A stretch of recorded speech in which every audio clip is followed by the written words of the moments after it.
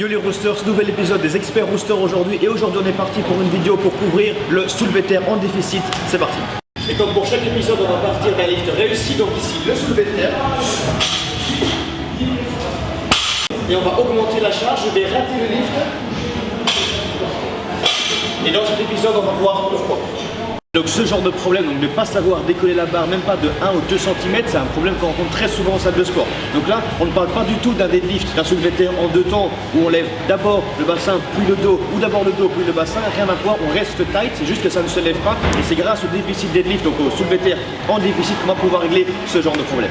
Et pourquoi utiliser un soulevé de terre en déficit? Tout simplement, c'est le principe d'aller se pencher pour ramasser quelque chose. Plus c'est loin ou plus c'est bas, plus c'est dur d'aller le chercher. Mais la même chose, on va simplement augmenter le range of motion, donc la distance à parcourir au niveau du lift. Donc une fois qu'on revient dans le soulevé de terre classique, c'est presque comme un rack pull, ça a l'air beaucoup plus haut, on a beaucoup moins de difficulté à aller chercher le lift et donc plus de facilité grâce à cette variation.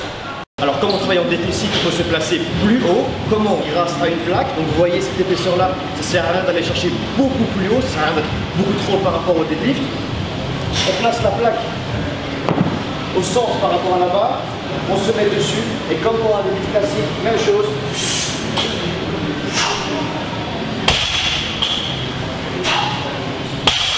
Comme d'habitude.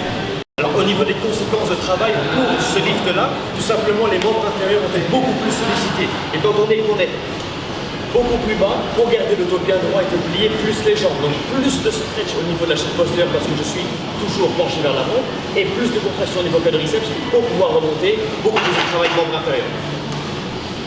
Donc au niveau de l'exécution, les membres inférieurs sont beaucoup plus pliés pour garder ce dos bien droit, beaucoup plus tight ici au niveau de la chaîne postérieure, serrer bien les fessiers, inspirer, bloquer,